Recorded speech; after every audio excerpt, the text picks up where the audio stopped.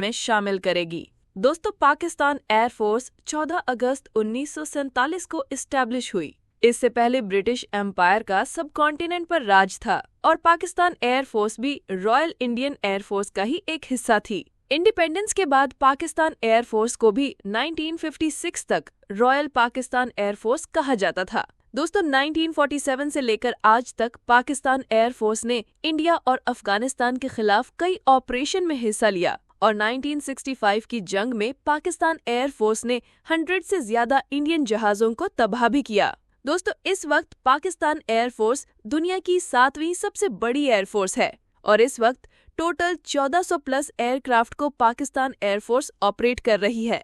अगर पर्सनल्स की बात करें तो इस वक्त पाकिस्तान एयरफोर्स में 70,000 एक्टिव और 8,000 रिजर्व पर्सनल मौजूद हैं। दोस्तों, अगर पाकिस्तान एयरफोर्स के एक्टिव कॉम्बैट एयरक्राफ्ट की बात करें तो 478 से ज्यादा कॉम्बैट एयरक्राफ्ट्स इस वक्त पाकिस्तान एयरफोर्स में शामिल हैं और 48 एयरक्राफ्ट का ऑर्डर अभी पाकिस्तान एयरफोर्स ने दिया हुआ है। चंगडू जेट 7S इस टाइम पाकिस्तान एयरफोर्स का सबसे एडवांस और कैपेबल एयरक्राफ्ट है और 20 J-10C इस वक्त पाकिस्तान एयरफोर्स में ऑपरेशनल है और मजीद 16 J-10C एयरक्राफ्ट का ऑर्डर अभी पाकिस्तान ने चाइना को दिया हुआ है।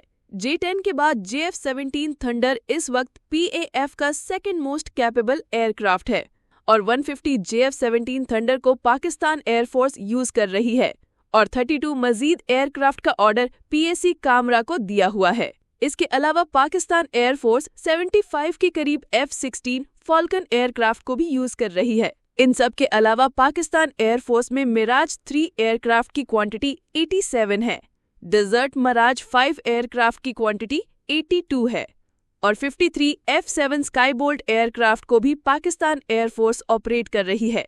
दोस्तों, F-7 और मिराज 4 के फ्यूचर प्लान्स की बात करें तो PA फ्यूचर में GF-7 थंडर के न्यू वर्जन से मिराज 3, 5 और F-7 एयरक्राफ्ट को रिप्लेस करेगी। इसके अलावा पाकिस्तान एयरफोर्स फ्यूचर में चाइना से टोटल 50 के करीब J-10C एयरक्राफ्ट को हासिल करेगी और 5th जनरेशन एयरक्राफ्ट्स में पाकिस्तान चाइना से J-31 स्टेल्थ एयरक्राफ्ट को हासिल करेगा और PAF J-31 से अपने F-17 को रिप्लेस करेगी। J-31 के अलावा पाकिस्तान एयरफोर्स ने टर्किश कान एयरक्राफ्ट में भी अपना इंटरेस्ट शो किया है और फ्यूचर में PAF कान को भी अपनी एयरफोर्स फ्लीट में शामिल करेगा। दोस्तों, न सिर्फ स्टेल्थ एयरक्राफ्ट्स बल्कि पाकिस्तान टर्की के स्टेल्थ किजल लिल्मा UAV को भी फ्यूचर में अपनी एयरफोर्स में शामिल करेगा। दोस्तों, किजल लिल्मा दुनिया का वाहिद ऐसा ड्रोन है जो न सिर्फ ग्राउंड अटैक बल्कि एयर टू एयर रोल को भी परफॉर्म कर सकता है। कॉम्बैट एयरक्राफ्ट के बाद अब हम जानेंगे कि पाकिस्तान एयरफोर्स कितने और कौन से अवैक्स एयरक्राफ्ट को यूज कर रही है।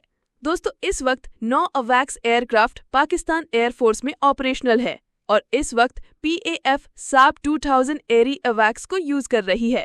इसके अलावा दोस्तों, इस वक्त Pakistan air force 4 IL-78 air refuelling tankers को भी ऑपरेट कर रही है और 4 digit Falcon 20 electronic warfare aircraft भी पाकिस्तानी एयरफोर्स में ऑपरेशनल है।